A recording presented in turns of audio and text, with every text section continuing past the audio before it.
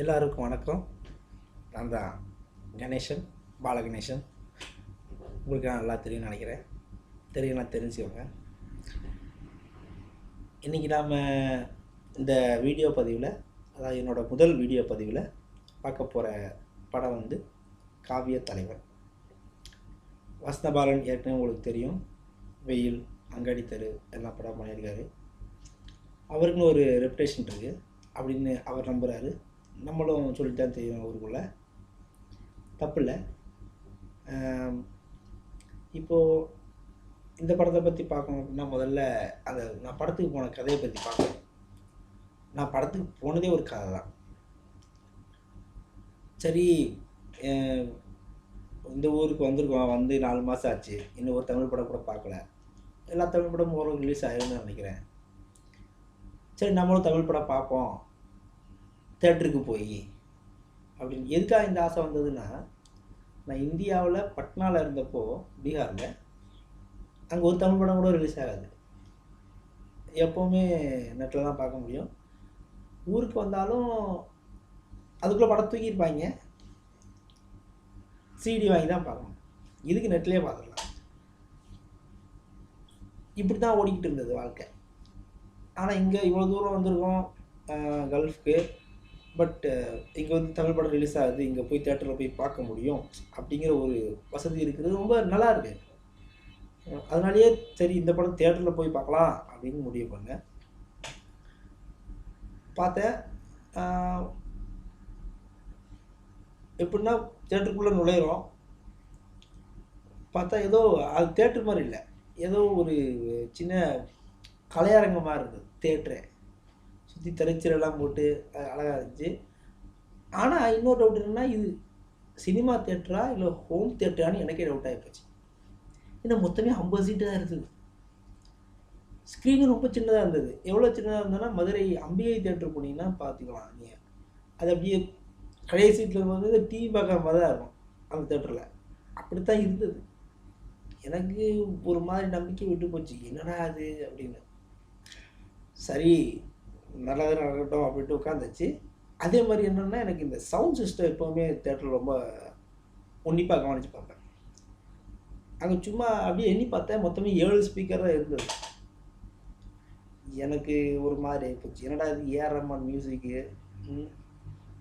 அது வேற வந்து படமும் வந்து பாட்டோட சம்மந்தப்பட்ட படம், இப்படி மொக்க ஸ்பீக்கராக இருக்கேடா அப்படின்னா நல்ல வேலைக்கு தப்பிச்சேன்.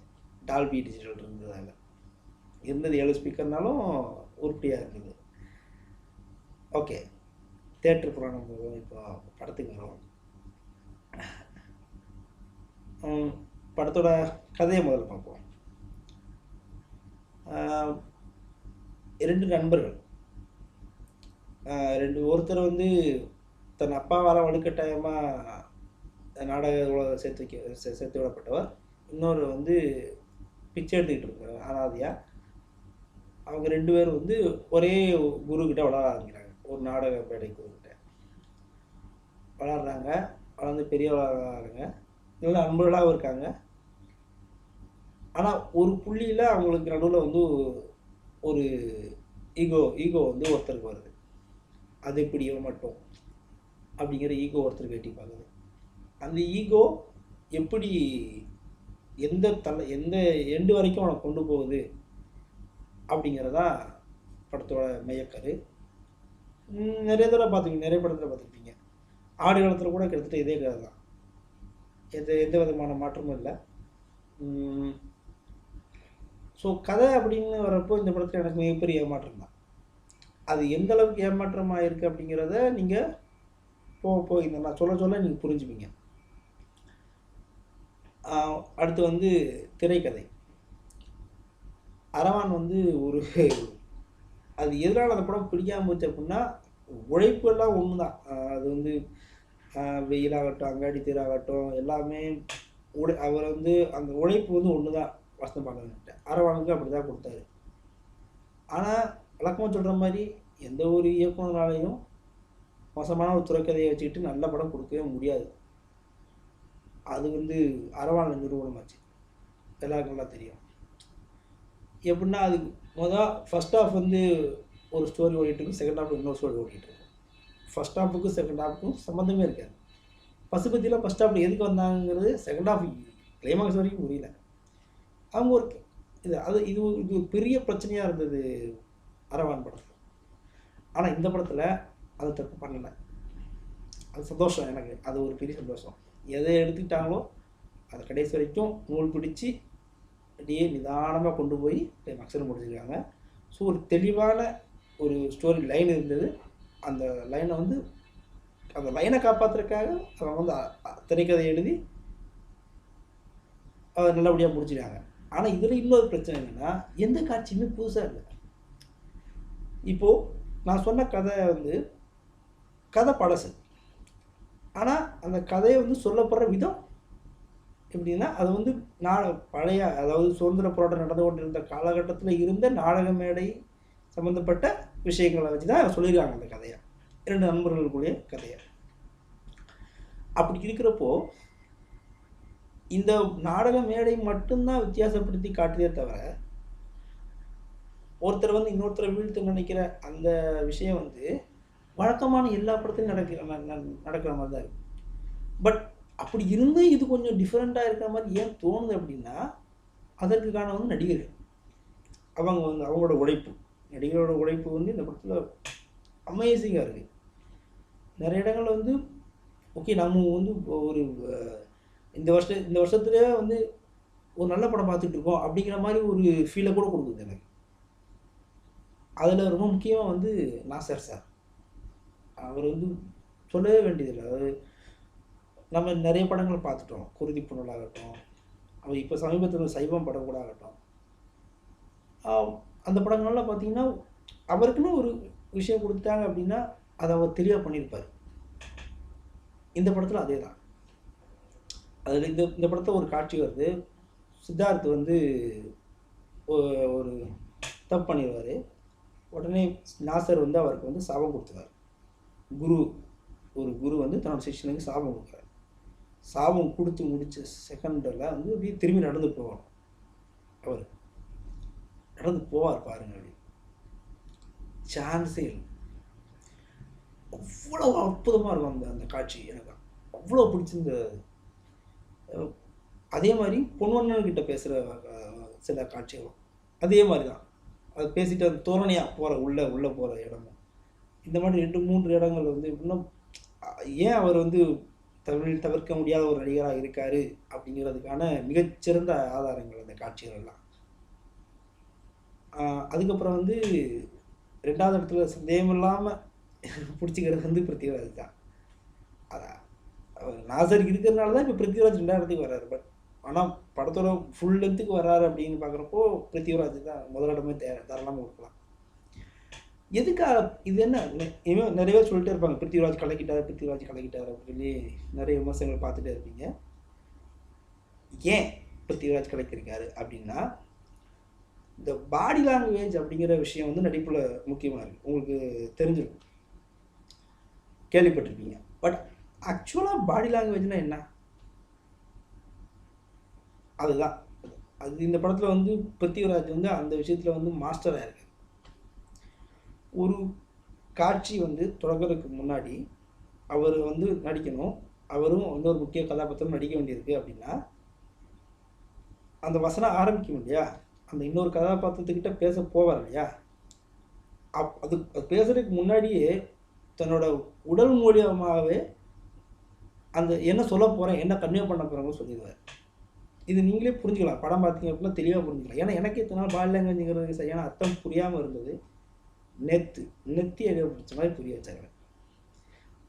அவ்வளோ அழகாக பண்ணியிருக்காரு. குறிப்பாக வந்து சித்தார்த்தை வந்து ஒரு கட்டத்தில் வந்து சித்தார்த்த வந்து இந்த மாதிரி ஜமீன்தார் பொண்ணை வந்து லவ் பண்ணிட்டு இருக்கான்னு சொல்லி போட்டு கொடுக்குறதுக்காக போவார் நாசர்கிட்ட. அந்த காட்சியை கவனிச்சுப்பாங்க. அதே மாதிரி சித்தார்த்தை வந்து என் ரூமில் இருக்கக்கூடாது அப்படின்னு சொல்லுவாப்புல, அந்த சீனையும் கவனிச்சுப்பாங்க. அதே போல் கிளைமாக்ஸ் காட்சிகள்லையும் நீங்கள் பார்த்தீங்கன்னா அது வந்து ஒரு அவர் அந்த சீனை நிற்காரு முன்னாடி அப்படின்னா நீங்கள் கவலைப்பட வேணாம், அந்த சீனை அவர் கையில் இருக்கார், முடிஞ்சு போச்சு. அப்படித்தான் அந்த படம் ஃபுல்லாகவே அவர் வர்ற காட்சிகள் ஃபுல்லாகவே அப்படி தான் இதாக இருக்குது. அடுத்து வந்து நம்ம சித்தார்த் நிஜமாவே ஒரு பாவப்பட்ட ஜென்மம் தான் சொல்லுவேன். அவர் எவ்வளோ உழைச்சாலும் அது எப்படியாவது அது இதெல்லாம் போயிருக்கு. ஃபார் எக்ஸாம்பிள் இப்போ ஜிகர்தண்டால் என்னாச்சு, எல்லா கிரெடிட்டையும் சினிமா எடுத்துட்டு போயிட்டாரு.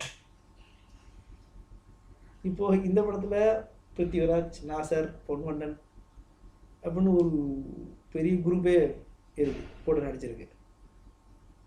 அவர் என்னதான் முன்னா இருப்போம், அவர் எவ்வளோ நடித்தாலும் அவர் கூட இருக்கிறவங்க அவ்வளோ அழகாக நடிக்கிறப்போ அவர் வந்து ஒன்றே பண்ணாமல் தோணுது. தேவையான நிற்கிற மாதிரி ஒரு ஃபீலிங். அது உண்மையிலே அப்படித்தானா அப்படின்னு எனக்கு தெரியல. ஆனால் இந்த படத்தில் சில இடங்கள்ல ரொம்ப பிரமாதம் பண்ணியிருக்காரு. ஃபார் எக்ஸாம்பிள் எப்படின்னா, ஒரே ஒரு கதாபாத்திரத்தை வந்து ரெண்டு பேரையும் மாறி மாறி பண்ணி பார்க்க சொல்லுவாங்க. நாசரன்னு சொல்லுவார், தன்னோட 2 சிஷ்யர்களையும் 2 பேருமே பண்ணி கேட்பாங்க. அதில் வந்து ட்ரெடிஷ்னலாக வழியாக எப்படி வருதோ அதே மாதிரி பிருத்திவிராஜ் பண்ணார். ஆனால் இவர் சித்தார்த் வந்து என்ன பண்ணுவார்னா, நம்ம சத்யராஜ் மாதிரி, அதாவது வழக்கமாக எல்லா வில்லன்களும் வந்து ரொம்ப மூஞ்சிய குரூரமாக வச்சுக்கிட்டு ஆக்ட் பண்ணிகிட்டு இருந்த காலகட்டத்தில் அப்படி சிரிச்சுக்கிட்டு கேரக்டரையே புரிஞ்சிக்க மாட்டேங்க அப்படின்னு சொல்கிறது வந்து ஒரு ஹிட் ஆச்சு இல்லையா. கிட்டத்தட்ட அந்த ரேஞ்சில் அந்த இதை நடிச்சு காமிச்ச உடனே அது பிடிச்சிடும். ஸோ இதுதான் இந்த அந்த காட்சியிலையும் நல்லா பண்ணியிருப்பார் அவர். அது அதே நேரத்தில் பிருத்திவிராஜ் நடித்த அளவுக்கு எஃபெக்டிவாக இல்லை அப்படிங்கிறது என்ன, அது நமக்கு தெரியும். ஆல்ரெடி நம்ம இந்த ஸ்டைலை வந்து இப்போ நிறைய பார்க்குறோம். பிரகாஷ்ராஜுக்கு எடுத்துகிட்டு அதுதான் பண்ணுறாரு. கில்லியில் பார்த்தீங்கன்னா இந்த வில்லன் ஸ்டைல் தான் பண்ணியிருப்பாரு. ஸோ நமக்கு பழக்கமானது, பட் அந்த காலத்தில் அது புதுசு. ஸோ அதனாலே கூட இருக்கலாம். அதனால கூட நமக்கு பிருத்திவிராஜ் பண்ணது தான் பிடிச்சிருக்கும், இவர் பண்ணது பிடிக்காமல் போயிடும், சித்தார்த் பண்ணது. இப்படி சின்ன சின்ன ப்ராப்ளம்ஸ் வந்து இது டைரக்டராக க்ரியேட் பண்ண மாதிரியே எனக்கு மைண்டு இதாக இருக்குது. ஆனால் சித்தார்த் வந்து தன்னோட வேலையை பர்ஃபெக்டாக பண்ணியிருக்காரு. குறிப்பாக கிளைமாக்ஸில் சுடுனா நீ என்ன சுடுனா அப்படின்னு சொல்கிறப்போ அதுக்கு முன்னாடி வர வசனங்கள் எல்லாமே வந்து ரொம்ப அற்புதமாக பேசியிருக்காரு. அப்புறம் வேதிகா, நான் கூட இதுக்கு முன்னாடி படங்களில் வந்து எனக்கு அவ்வளோ அவங்க இது பண்ணதே கிடையாது, அட்மையர் பண்ணதே கிடையாது. சும்மா ஒரு நடிகை அப்படிங்கிற மாதிரி தான் இருந்துச்சு. ஏன்னா பரதேசியிலே அப்படி தான் பண்ணியிருந்தாங்க.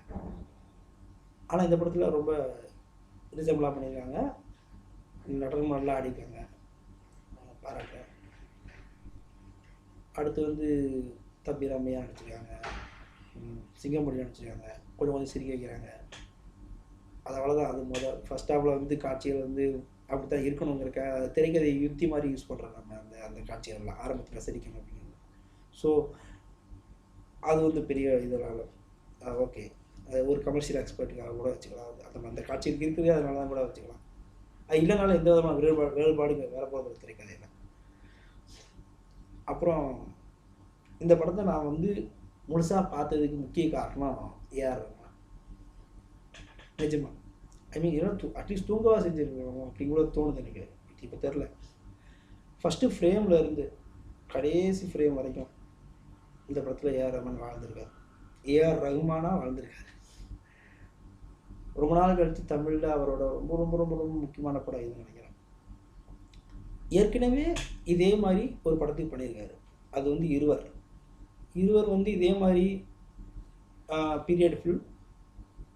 அதே நேரத்தில் அது வந்து சினிமா சம்மந்தப்பட்ட ஒரு படம், சினிமா உலகத்தை சேர்ந்த இரண்டு பேர் படம். ஸோ இந்த இந்த காவியத்தலைவன் படத்துக்கும் இருவர் படத்துக்குமே நிறைய ஒற்றுமைகள் இருக்குது. சரி, அதில் வந்து ஒன்று முக்கியமான ஒற்றுமை வந்து ஏஆர் ரஹ்மான். ஸோ இப்போ நீங்கள் எடுத்தீங்கன்னா ஏஆர் ரஹ்மான் வந்து அந்த படத்தை என்ன பண்ணியிருப்பாருன்னா, ஃபஸ்ட்டு நறுமுகை சாங்கில் ஆரம்பிக்கும். ஒரு ஆரம்பகால சினிமா பாட்டு, அந்த செந்தமிழில் இருக்கிற பாட்டு அது மாதிரி இருக்கும். அப்புறம் கொஞ்சம் உள்ளே வந்தோம் அப்படின்னா ஹலோ மிஸ்டர் கேச்சின்னு அந்த ஆங்கில வார்த்தை கலப்பு வந்துடும். ரெண்டுக்கு நடுவில் எம்ஜிஆரோட வளர்ச்சிக்காக வாலி அவர்கள் இருந்த பாடல்கள் வந்து நான் ஆணையிட்டால், நான் உங்கள் வீட்டு பிள்ளை, இந்த மாதிரி பாடல்களுக்கு ஏற்ற மாதிரி ரெண்டு மூணு பாட்டு இருக்கும். ஸோ இதெல்லாம் கரெக்டாக ஆராய்ச்சி பண்ணி கரெக்டாக மேட்ச் பண்ணி படத்தில் வச்சுருப்பாரு, மணிரத்னம் வச்சுருப்பாரு. அதுக்கு வந்து இந்த இசையை வந்து ரொம்ப தெளிவாக ரொம்ப அழகாக ஏஆர் ரஹ்மான் கொடுத்துருப்பாரு. இது எல்லாத்துக்கும் தெரிஞ்ச விஷயம். இந்த சேம் அதே விஷயம் இப்போது ரொம்ப நாள் கழித்து தமிழ் சினிமாவில் ஏஆர் ரஹ்மான் மறுபடியும் பண்ணியிருக்காரு இந்த படத்தில். ஏன்னா இது வந்து சுதந்திர போராட்டம் நடந்து கொண்டு இருந்த காலகட்டம். அப்போ இருந்த மேடை நாடகம், அந்த மேடை நாடகங்கள் வந்து சரித்திர நாடகமும் இருந்தது, ஒரு பக்கம் ஓடிட்டு இருந்தது. இன்னொரு பக்கம் வந்து அதுக்கப்புறம் கொஞ்சம் கொஞ்சமாக சுதந்திர போராட்டம் வந்து வளர ஆரம்பிக்க அந்த மேடை நாடகங்கள் எல்லாமே வந்து சமுதாய சீர்திருத்த நாடகங்களாகவும் அதுக்கப்புறம் சுதந்திர போராட்ட வேட்கையை உண்டாக்குற நாடகங்களாகவும் மாறி வந்தது. ஸோ இந்த டிரான்ஸ்ஃபர்மேஷன் வந்து ரொம்ப முக்கியம். பட் அதே நேரத்தில் அந்த காலகட்டத்தில் உபயோகப்படுத்தின அந்த வாத்திய கருவிகள் ஆரம்பித்து அந்த மேடையில் இருந்த எப்படிப்பட்ட இசையை அந்த மேடையில் உபயோகிச்சாங்க அப்படிங்கிறத ஆரம்பித்து இதில் நிறைய விஷயங்களை வந்து நம்ம தெளிவாக தெரிஞ்சுக்காமல் இந்த விஷயம் தொடவே முடியாது. அதான் விஷயமே. இது வந்து இந்த படத்தில் ரஹ்மான் ரொம்ப தெளிவாக புரிஞ்சுக்கிட்டு இது இப்படி தான் அப்படின்னு பண்ணி கொடுத்துருக்காரு. ஒரு இடத்துல கூட ரஹ்மான் மியூசிக் வந்து எக்ஸ்ட்ரா போகவே இல்லை. அந்த லிமிட்டை தாண்டவே இல்லை. அதுதான் இந்த படத்தோட மிகப்பெரிய ப்ளஸ் பாயிண்ட். அதில் ரொம்ப குறிப்பாக எனக்கு ரொம்ப பிடிச்சிருந்த பாட்டு எதுன்னா, எனக்கு ஃபாஸ்ட் நம்பர் ரொம்ப பிடிக்கும் எப்போவுமே.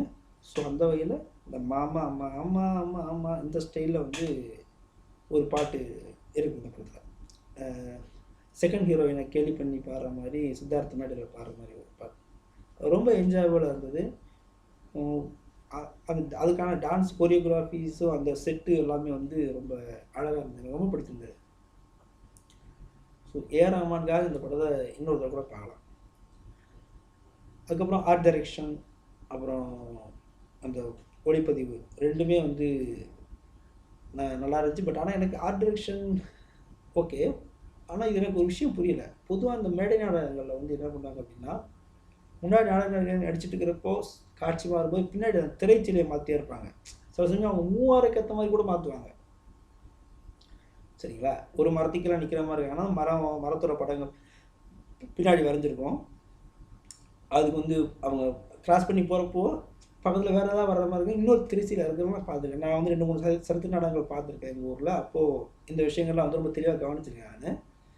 ஏன்னா மேடைக்கு பக்கத்தில் இருந்தேன் பின்னாடி. அந்த விஷயம் இந்த படத்தில் மிஸ் ஆனதாக தான் எனக்கு தோணுது. அந்த மாதிரி இல்லை, கொஞ்சம் ஹைட்டக்காக இருந்த மாதிரி இருந்தது மேடைகள்லாம். இது எனக்கு தான் தோணுச்சா இல்லாட்டி உண்மையாக அது அப்படித்தான் இருந்துச்சான்னு எனக்கு தெரியல. பட் நான் அந்த மாதிரி விஷயம் கவனிக்கலை. கவனிச்சா இருந்தவே தெரியல எனக்கு. ஸோ அந்த மாதிரி விஷயங்கள் ஏன் கவனம் செலுத்தலை அப்படிங்கிறது எனக்கு புரியல. இது வசனபாரன் தான் கேட்கணும். நீங்கள் கவனிச்சா அது நான் சொன்னது உண்மையாக இல்லையான்னு பார்த்துக்கோங்க. அதுக்கப்புறம் இதெல்லாம் ரைட்டு. இப்போது திரும்பவும் நான் மறுபடியும் சொல்கிறேன். அடுத்து இப்படி எல்லாமே இந்த டெக்னிக்கல் சைடாகட்டும், நடிகர்கள் சைடாகட்டும், எல்லாருமே வந்து ஓரளவுக்கு ரிசம்பிளாக அவங்க வேலையை கரெக்டாக பார்த்துருக்காங்க. இருந்தும் படம் சில இடங்களில் ஏன் போர் அடிக்குது அப்படின்னா, மறுபடியும் சொல்கிறேன், அதுக்கு காரணம் கதை.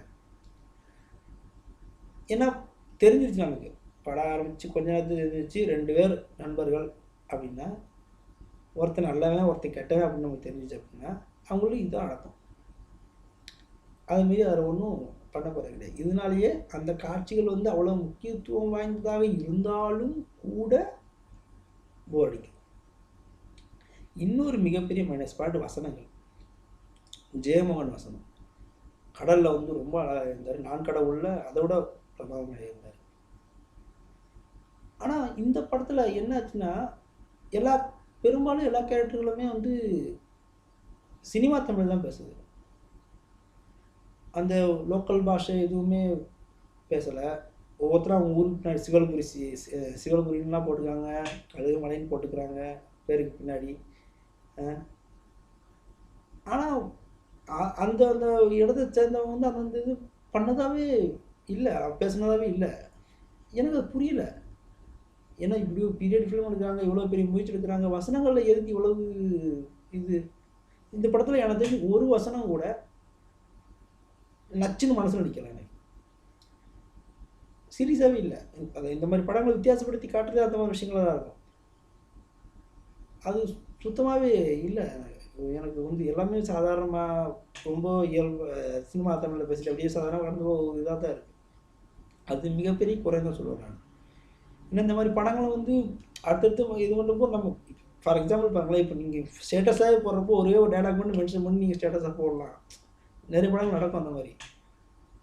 அது அந்த படத்துக்கு விளம்பரமும் சேர்க்கும். அது அந்த மாதிரி ஒரு வசனம் இந்த படத்துல இருக்குதா எனக்கு ஞாபகமே இல்லை. ஓகே, அது ஒரு மிகப்பெரிய குறைன்னு நினைக்கிறேன் அந்த படத்தில். அடுத்து இந்த படம் வந்து இந்த படத்தில் பேசப்படுற மையக்கருத்தான மேடை நாடகம். நாம் வந்து எப்படியெல்லாம் அந்த காலகட்டத்தில் வாழ்ந்துருக்கோம் அப்படிங்கிறத வந்து முதல்ல தைரியமாக தெரியல எடுத்து சொன்னதுக்காக வசந்த பாலனுக்கு வந்து பாராட்டு. அதுவும் குறிப்பாக என்ன அப்படின்னா, நாம் வந்து நம்ம இப்போ சுதந்திரம் இப்போ இந்தியா சுதந்திரம் வாங்கியிருக்கு அப்படின்னு சொல்கிறாங்க. அது வந்து அதோட ஒரு பகுதியாக இருந்தது இந்த மேடை நாடகம். மக்களுக்கு வந்து அன்றாட வாழ்க்கை நடுவில் அவங்க சொந்த பாடத்தை பற்றி நினைக்க நேரமே இல்லாமல் இருந்தப்போ, அவங்களுக்கு என்ன நடக்குது, காந்தி அவங்க என்ன பண்ணுறாங்க, வட மாநிலங்கள் என்ன பண்ணுறாங்கன்னு தெரியாமல் இருந்தப்போ அவங்க சாயங்காலம் ஆனால் இந்த மாதிரி நாடகங்கள் பார்த்தா அவங்க பொழுது ஓட்டிட்டாங்க. ஸோ அந்த நாடகம் அப்படிங்கிற கலையை வந்து அவங்க அடுத்த லெவலுக்கு எடுத்துகிட்டு போனாங்க. அதன் மூலமாக மக்களுக்கு வந்து தேசபக்தியை விட்டுருந்தாங்க. அதன் மூலமாக சுதந்திர போராட்டம்னா என்ன நடக்குது இந்தியாவில் அப்படிங்கிறத புரிய வச்சு அதுக்கப்புறம் கிடைச்சதான் சுதந்திரம்லாம் ஆகுது. அதுக்கப்புறம் அந்த கொடியாத்த குமரன் கதையாகட்டும், நம்ம பார்த்துக்கலாம் அந்த அவர் இந்த வெள்ளை துணி பகிஷ்கரிப்பு அந்த மாதிரி போராட்டங்களாகட்டும், இதெல்லாம் சும்மா ஒரு நாள் நடந்துடல. அதனால் கொஞ்சம் கொஞ்சமாக எத்தனையோ வடிவங்கள்ல அது மக்கள்கிட்ட போய் சேர்ந்தது. அதில் முக்கியமான வடிவம் இந்த நாடக வடிவம். சரிங்களா? ஸோ இந்த மாதிரி இருந்து அதுவும் இல்லாமல் நாடக வடிவங்கிறது ஒரு அற்புதமான கலை. இப்போ இந்த வீடியோ பார்த்துட்டு இருக்கிறவங்களே நீங்கள் உங்கள் ஸ்கூலில் நடந்த ஏதாவது ஆனுவல் டே ஃபங்க்ஷன்லையோ வேறு எந்த ஃபங்க்ஷன்லையோ டான்ஸ் ஆடிருப்பீங்க, நாடகத்தில் நடிச்சிருப்பீங்க. யோசிச்சு பாருங்கள், ஒரே ஒரு டேக்கில் ஃபுல் பாட்டுக்கு டான்ஸ் ஆடி முடிக்கணும். ஒரே ஒரு டேக்கில் ஃபுல் பாட்டுக்கும் ஒரு ஃபுல் நாடகத்தை முடிக்கணும். அடுத்தடுத்துக்கு 5 நிமிஷம் வந்துகிட்டே இருக்கணும். சினிமா அப்படி கிடையாது, அது வேறு மாதிரி. அது எவ்வளோ த்ரில்லாக இருக்கும், எவ்வளோ கான்சன்ட்ரேஷனாக இருக்கணும் இந்த நாடகங்கிறது. யோசிச்சு பாருங்கள், நாடகம் அந்த மேடையில் ஆடுறதோ எப்படி இருக்கணும். நீங்கள் வந்து அதை அனுபவிச்சிருக்கலாம் உங்களோட இளமையான காலகட்டங்கள். இப்பயும் நீங்கள் அதை அனுபவிச்சுட்டு இருக்கலாம். அது வேற ஒரு உலகம். அதுக்கான முஸ்தீபுகள், அதுக்கான முன்னேற்பாடு ரொம்ப அதிகம். அது வந்து இது எல்லாத்தையும் மீறி அது அவ்வளோ பண்ணி மக்களை கவரணும். அந்த காலத்தில் மைக்கு இருக்காது, கத்தி தான் பேசணும். கிட்டப்பாலாம் வந்து 8 கட்டையில் பாடுவார் அப்படிங்கிறத நம்ம இப்போ நமக்கு அது கேள்வி ஞானமாக தான் இருக்காது. அது இப்படி அப்படிங்கிறது எனக்கு தெரியாது. ஏன்னா நான் சரித்திர நாடகங்கள் வந்து எங்கள் ஊர் மேடையில் பார்க்க ஆரம்பித்தப்போ மைக்கு வந்துருச்சு. ஸோ மைக்கில் தான் பாடுவாங்க, எல்லாம் பண்ணுவாங்க. மைக் இருக்கிற இடத்துக்கு வந்து பேசிட்டு போயிட்டுருப்பாங்க. அந்த காமெடி நடக்கும். அது நாம் வந்து ஒரிஜினல் இந்த நாடகங்கள்லாம் எப்படி இருக்குங்கிற பார்க்குற அந்த இதே நமக்கு கிடைக்காம போச்சு. சரிங்களா? அப்படி ஒரு காலம் நம்ம தலைமுறைக்கு முந்தைய தலைமுறையில் வந்து அது அழிஞ்சிருச்சு. இப்போது வந்து இருக்கிற மேடை நாடகம்னா சிரிப்பு நாடகம் தான். கிரேசி மோகன், எஸ்வி சேகர் இவங்க போடுறதான் மேடை நாடகம் நினச்சிட்ருக்கோம். அதைத்தான் நம்புகிறாங்க, அவங்க மட்டும் தான் போடுறாங்க. நடுவில் ஆர்எஸ் மனோகர் இருந்தார், நிறைய சரித்திர நாடகம் வந்து ரொம்ப தீவிரமாக முன்னெடுத்து போனார். கிராஃபிக்ஸ் நிறைய மேடையில் பண்ணி அப்போவும் அதில் புது வடிவம் தான் கொண்டு வந்துட்டுருந்தாங்க, அதில் சந்தேகம் இல்லை. சமீபத்தில் கூட பொன்னியின் செல்வன் வந்து மேடை நாடகம் போட்டாங்க. ஆனால் எவ்வளோ தூரத்துக்கு இதை முன்னெடுத்துட்டு போகிறோம், அந்த கலையை கிட்ட நம்ம அழிச்சிட்டோம். அது வந்து இப்போது எப்படி சொல்கிறது, அப்படி ஒரு ஃபார்மெட்டே இல்லை. இப்போ பண்ணுறவங்க எல்லாமே இது ஒரு புது வேலை அப்படிங்கிற மாதிரி தான் பண்ணுறாங்க. அவங்க ஏற்கனவே நம்ம கூட நம்ம ரத்தமாக கலந்துருந்த ஒரு விஷயங்கிறதே மறந்து போச்சு. இப்போ பொன்னியின் செல்வன் போடுறப்போ அது அவ்வளோ விளம்பரம் பண்ணி அவ்வளோ இது பண்ணி அது ஒரு புது வேலை அப்படிங்கிற ஒரு சினிமா எடுத்துடலாம் போல இருக்கு, நாடகம் போட முடியாதுங்கிற அந்த ஒரு இதுதான் போயிட்டுருக்கு. ஸோ அப்படிப்பட்ட நடந்த ஒரு விஷயத்த நம்ம கண்ண முன்னாடி கொண்டு வந்து திரையில காமிச்சதுக்காக முதல்ல வசந்த பாலனுக்கு வந்து மிகப்பெரிய நன்றி. படம் கண்டிப்பாக பார்க்கலாம், தேட்டரில் போய் பாருங்கள். நான் ரொம்ப ரசித்து பார்த்தேன். சில இடங்களில் போரடிக்கிற மாதிரி இருந்தாலும் கூட ரொம்ப ரசித்து பார்த்தேன். ஆல் ஓவர் படம் வந்து ஒரு நல்ல பேக்கேஜ். வசந்த பாலன் வந்து இதுக்கு முன்னாடி செஞ்ச தவறுகள் இந்த படத்தில் அந்த மாதிரி எதுவும் செய்யலை, அந்த வயசு சந்தோஷம். அவர் ஏற்கனவே வந்து டைரக்டராக ஃபார்ம் ஆகிட்டார், அதனால் ஒரு பிரச்சனையும் இல்லை. அடுத்தடுத்து நல்ல படங்களை கொடுக்கட்டும் அவர். அதே மாதிரி ஏஆர் ரஹ்மான் இதே மாதிரி சவாலான படங்களை அவர் எடுத்துக்கிட்டு தொடர்ந்து தமிழ் சினிமா முன்னெடுத்து போவோம். சித்தார்த் வந்து இப்போ செலக்ட் பண்ணுற கதாபாத்திரங்கள்லாம் ரொம்ப நல்லா இருக்குது. ஸோ அவர் அவர் இதே மாதிரி சின்ன சின்ன கொஞ்சமாவது டிஃப்ரெண்ட்டாக இருக்கிற அந்த படங்களை வந்து இது தொடர்ந்து முயற்சிக்கணுங்கிறது என்னோட ஆசை. வெல்டன் பிருத்திவிராஜ் இந்த வருஷம் அவார்டு இருக்குது உங்களுக்கு. ஓகே, மொத்தத்தில் படம் போய் தேட்டரில் பாருங்கள், நல்லா பாருங்கள். நன்றி, வணக்கம்.